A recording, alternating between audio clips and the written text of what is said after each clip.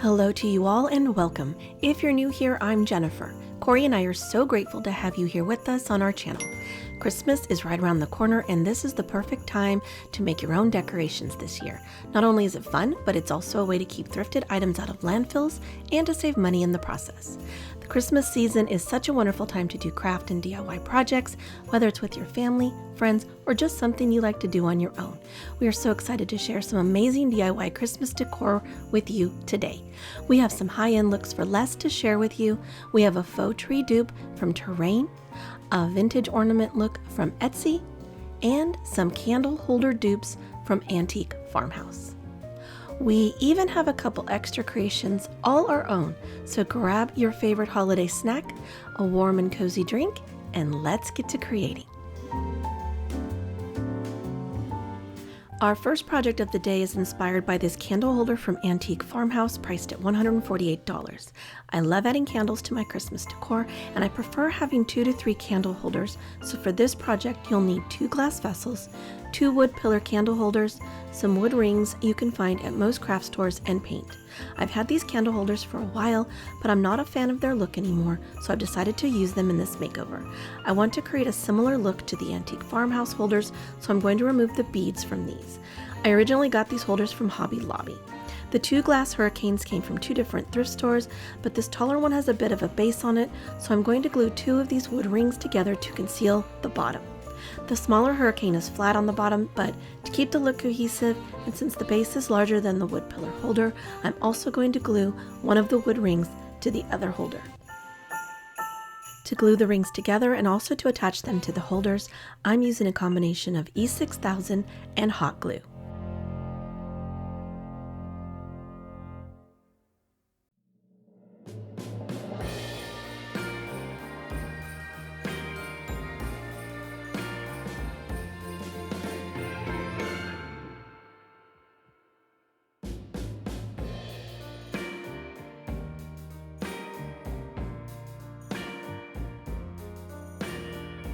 To make sure I keep things centered, I'm going to use a Sharpie to make marks as a guide.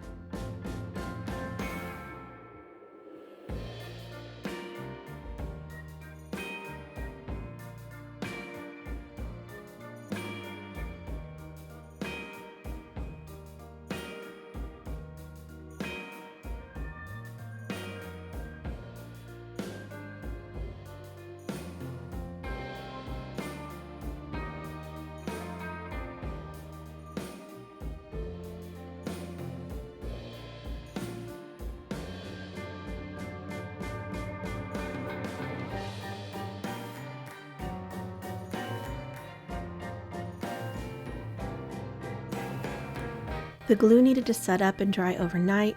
To keep the wood rings from lifting and separating, I used some of Cory's clamps until they were cured. I repeated the steps for the second hurricane and holder.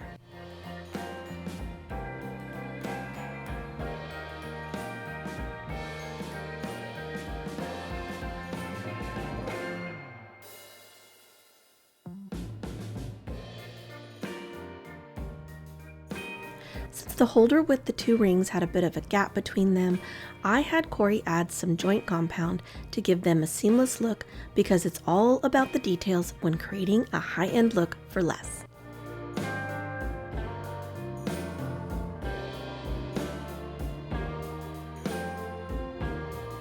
After the compound dried, he gave them both a light sanding and a coat of primer.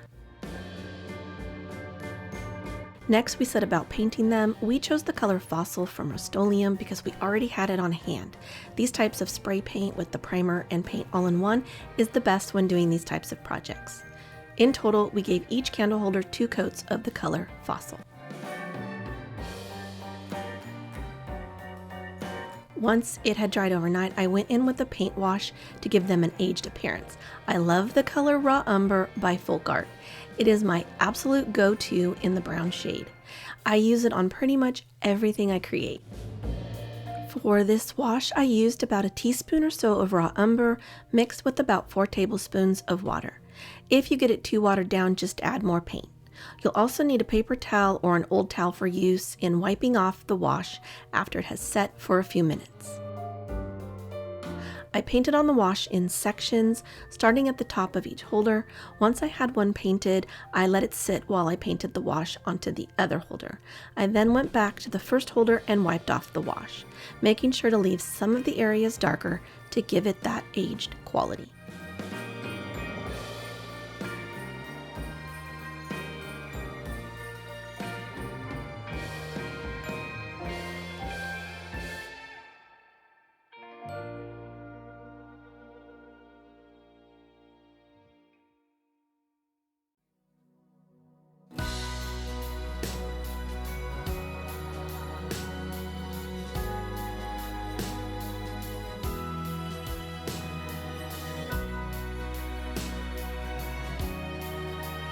I then moved on to the bottoms and repeated the process.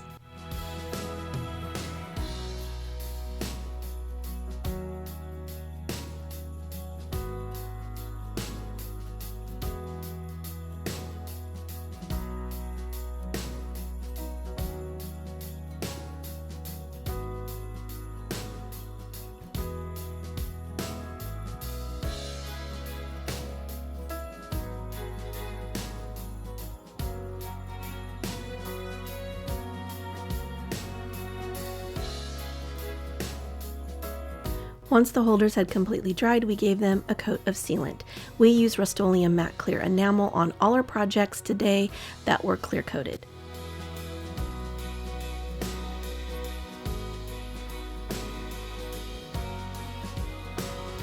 Once they cured overnight, I decided to add just a dab of hot glue to keep the hurricanes stable.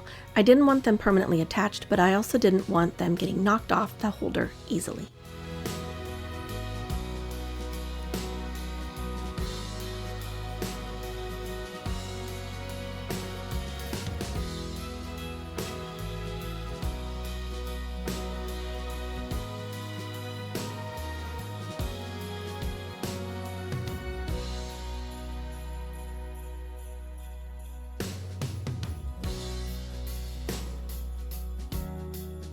Here are our antique farmhouse hurricane looks for less.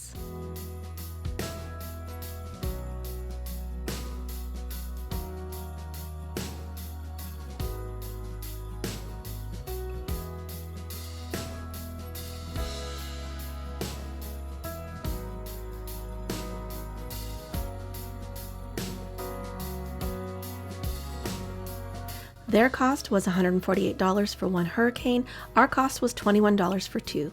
We saved a total of $275 with this DIY.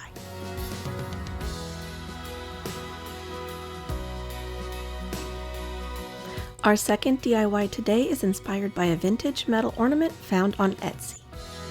For this look for less, we decided to use these disc-shaped plastic ornaments from Hobby Lobby. We also purchased some dimensional stickers to give that raised relief pattern that the inspiration ornament has. I found these stickers on Amazon, but I'm sure you can find the 3D stickers at most crafting stores. To begin, you'll apply your stickers to the ornaments in whatever pattern you choose. The disc ornaments have a flatter surface, which makes applying the stickers easier, but round ornaments would work just as well. The poinsettias didn't have any adhesive, so I hot glued them down to keep them from lifting after being painted. You'll want to make sure all parts of the sticker have adhered so that they won't come loose.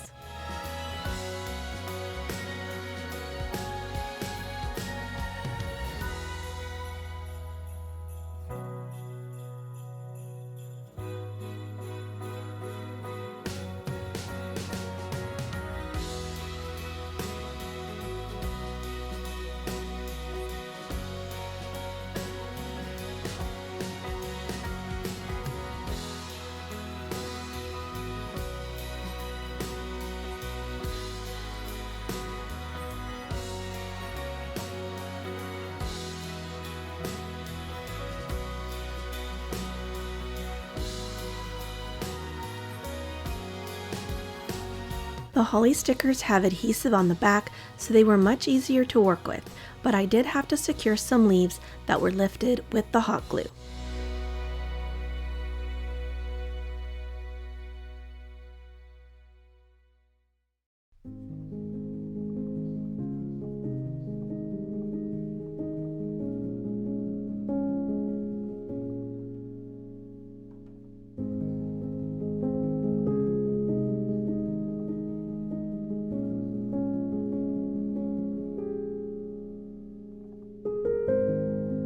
To try and mimic the vintage metal ornaments, we chose the color Granite by Rust-Oleum.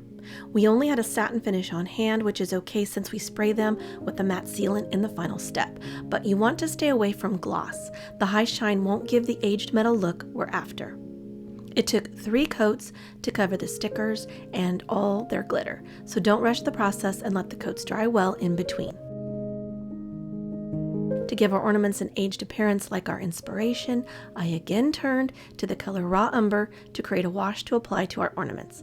I honestly don't think I could do DIY projects without this color in my stash of paints. An easy way to allow the ornaments to dry after being painted is to remove the caps and set them on a flat surface on their tops.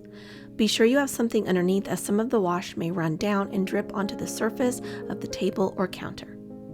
I then gave each ornament a good coat of the wash mixture, front and back, concentrating more of it on that pattern front to really make it look old.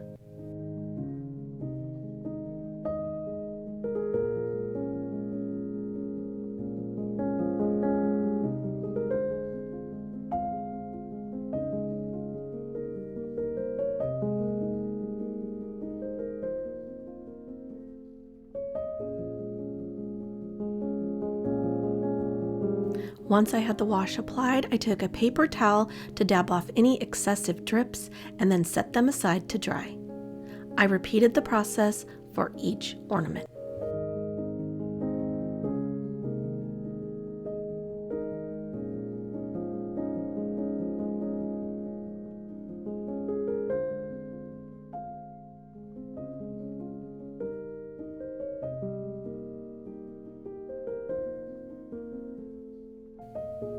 While waiting for the ornaments to dry, I painted the caps with the color Champagne Gold from Décor.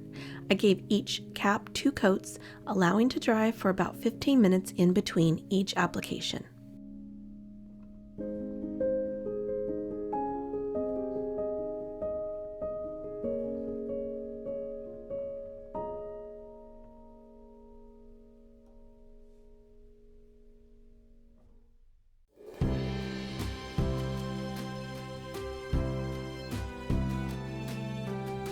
Once the ornaments had dried, I decided to give them just a bit more personality, so I opted to add a bit of that champagne gold to just the sticker portion of the front, touching lightly on all the raised parts to give them dimension.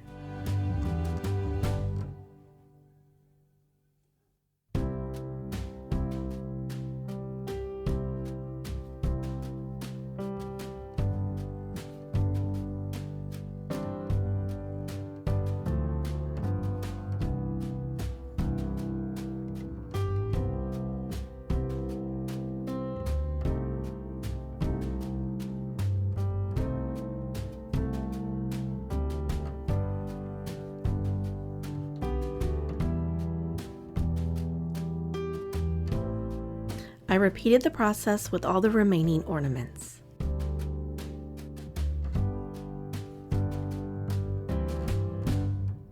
Once they had all dried, we gave them a good coat of sealant for protection. And here is our vintage metal ornament inspired look for less.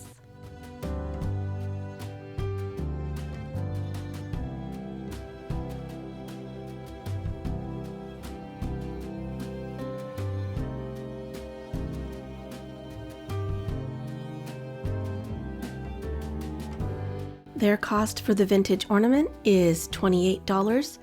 We made ours for $3, a savings of $25. Our third look for less is inspired by this faux tree from Terrain, priced at $108 for the medium. I love the modern yet rustic style of this tree. For this project, you'll need a styrofoam ball. Our tree is measuring around 37 inches tall and our ball is 4.6 inches, so keep that in mind if your tree measures shorter or taller. Cory foraged for a branch, but you can use a wooden dowel as well. You'll also need some moss. We chose to use cedar stems from Hobby Lobby to create our look, even though the inspiration is a fir tree, mostly because I had some on hand that would save us on the cost overall. We used 9 stems total. I first began by figuring out how I was going to cut each stem and how long each individual tree branch would need to be. I then determined how far the trunk would need to be inserted into the styrofoam ball and made a note of how much trunk I wanted to have showing above the ball. I made a mark so that I wouldn't glue any tree branches too low on the trunk. I then began cutting each of my branches from the cedar stems, placing them in groupings based on length. For reference, the number of lowest branches or longest branches totaled 6. The following rows were in 2s, so the next 2 sets totaled 5 branches, the next 2 after that totaled 4, and so on until I reached the top. When you finally have them all cut, the branches should gradually shorten towards the top, giving you the shape of a tree. For the very top, I used a longer stem to give the tree more height and fullness.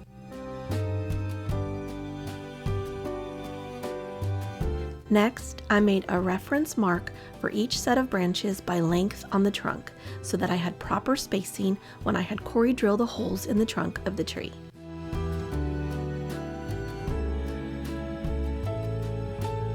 I also made sure to keep each set of branches separated from the others so that I wouldn't get them confused. Once I had each section marked off, I then proceeded to place a dot for each branch for the corresponding section. So if I had 6 branches, I made 6 dots in a zigzag around that section of the tree. I proceeded for each section, 5 dots, then 4 dots, and then 3, and so on. After I made the dots, Cory drilled the holes for me. Make sure the bit is the right size for the stems you'll be using. Cory placed a piece of tape on the bit as a guide to stop from drilling in too deep. Now it was time to glue each branch to the trunk, keeping each size in the section it belongs from the top to the bottom.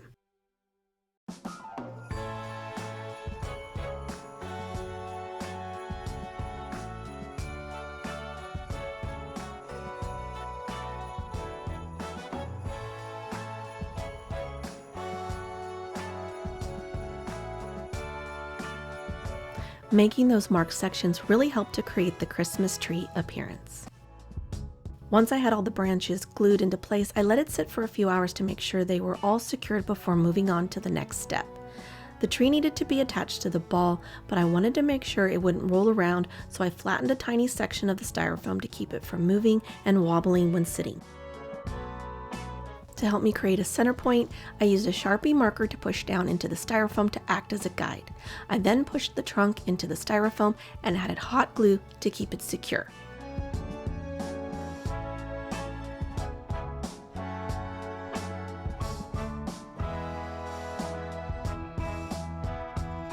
Once the tree was in the styrofoam, I realized that it was a bit top heavy.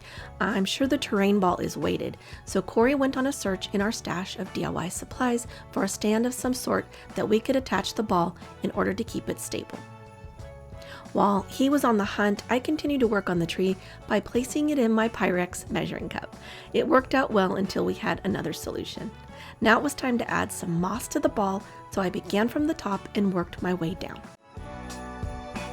Cory found a wood base to attach our tree and set about gluing it for me.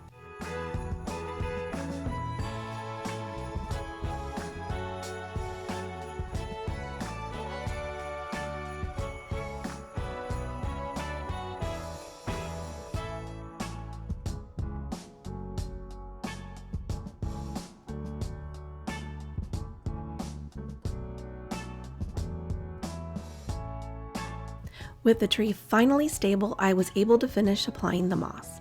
The inspiration tree from Terrain also has twine wrapped around the moss ball, but I opted to leave this detail off. You can certainly add it if you'd like to.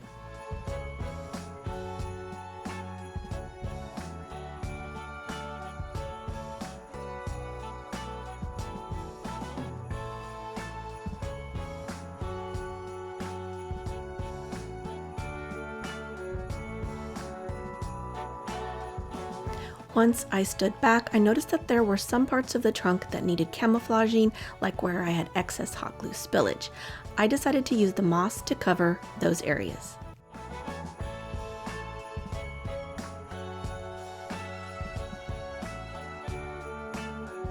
Here is our high-end terrain faux tree look for less.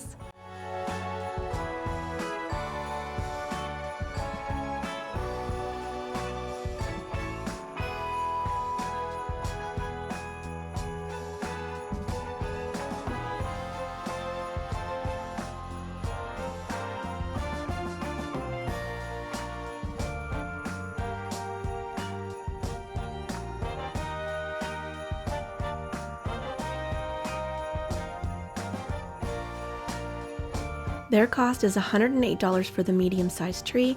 Our cost was under the $40 it would cost if you had to buy all the supplies since we had most on hand, a savings of $76. This next project is something I decided to create for myself because I love the look of wood bead garland, but I hate trying to hang it around my tree because I can never get it to look right. I can never find enough branches to make the drape, and then it looks all crazy when I'm done. So I devised a plan to create smaller sections and add clips to the ends to allow ease of attaching to a branch on our tree. This way I'll have more control on where I place the sections and how they will look. For this project, you'll need some wood beads. I bought ours off Amazon, some twine, and a set of clips with a hole to attach to the twine. I found these all on Amazon as well. We've chosen to stain our beads in our favorite color, Jacobean. This pack of beads has varying sizes, so I chose the sizes I like best, which were the 4 largest sizes. There are 100 beads in each pack, so 400 total to create our wood bead garlands. I honestly don't think it will be enough for our large tree, but it's a start and I can create more later as I need them. Cory added some stain into these metal cans and then added in the beads. Placing the lids back on, he shook the cans to get the stain distributed over the beads. We did let them sit for about 10 minutes in the stain, shaking the can again and turning it upside down halfway through.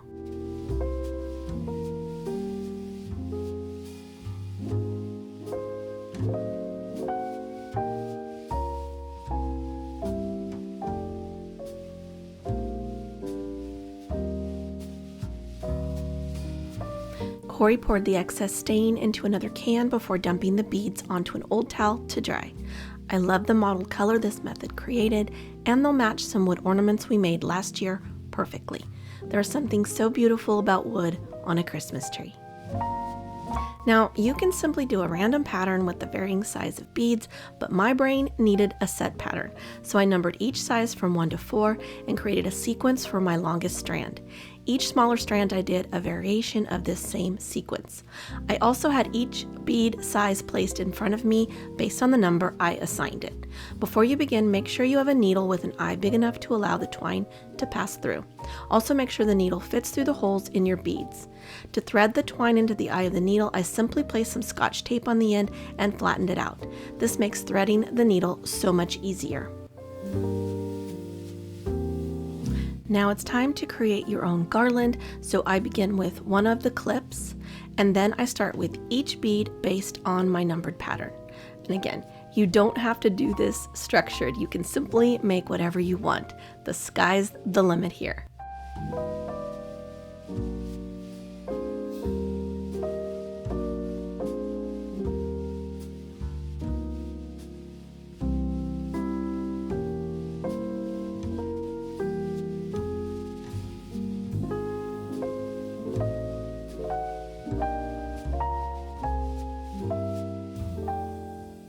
Once you've reached your desired length, you'll add another clip and then tie off the twine. An easy knot to do here is to make a regular loop and then loop the end through 5 more times. Once you've done that, you'll simply pull down on the knot while pulling up on the end until it's tight.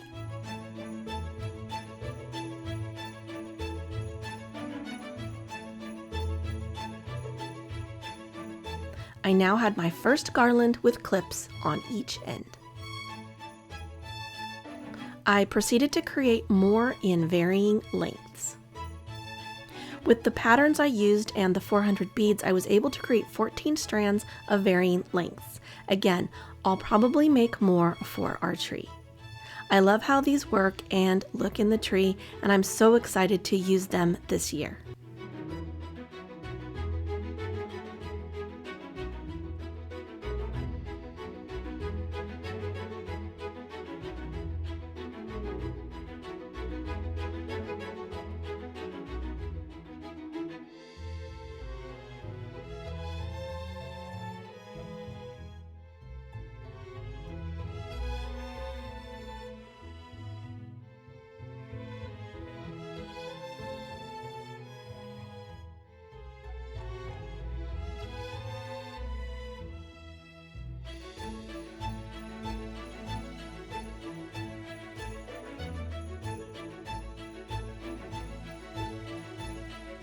For our fifth and final project today, we decided to give some gilding a try and create our own ball ornaments. I bought this set off Amazon and it comes with everything you'll need. We also picked up some plastic ornaments from Hobby Lobby in 2 different sizes. We used 3 from each, but you can create as many as you like. You'll also need spray paint in the color of your choice. I really wanted to do white spray paint, but we didn't have any on hand and we were trying to use what we had, so I opted for this light gray chalk finish spray paint. We gave the ornaments 2 coats of paint, allowing to dry between coats. To start the gilding process, you begin with the adhesive. The kit also provides you with 2 brushes. Paint on the adhesive in a pattern of your choosing. We decided to cover the entire bottom and then make random trails up the sides, dabbing on the adhesive randomly. You'll need to give them 30 minutes to set up so that the adhesive gets tacky.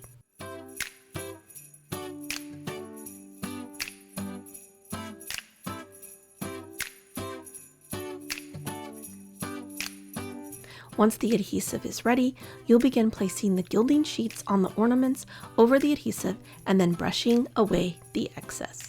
Now be aware, this is very messy, so be sure you're prepared. You may want to wear gloves so that you don't end up with gilding all over your hands because it is hard to get off.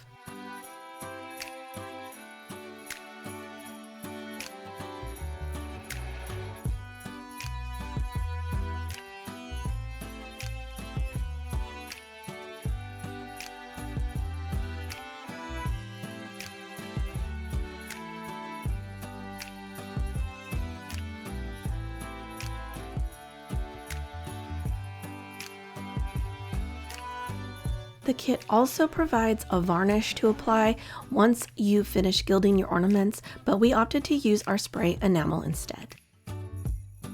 Next, I decided to jazz up the caps by adding this full cart paint in the color Black Flash. It's super pretty and I think it will complement the ornaments well. I gave 2 coats to each cap, allowing to dry for about 15 minutes in between.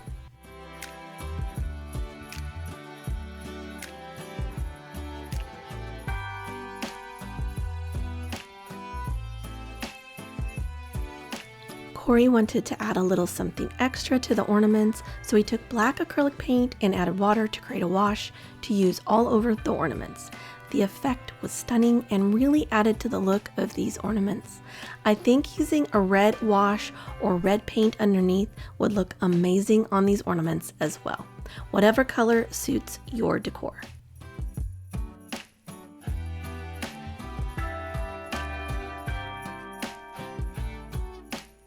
Once the ornaments had dried completely, we gave them all a good coat of sealant, 2 coats in total. I think these ornaments turned out beautifully and add a bit of modern to our decorations.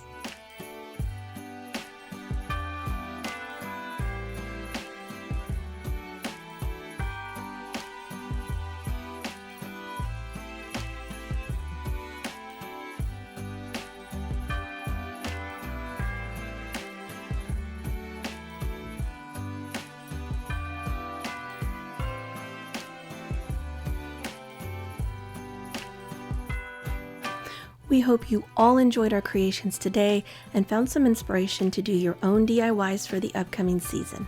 We love finding new ways to use older items and fun ways to change new ones as well. The creative process makes us think and gives us a chance to make our own decorations to love for years to come. If you would please hit that like button and share this video, we would greatly appreciate it. By doing so, you help our channel grow here on YouTube.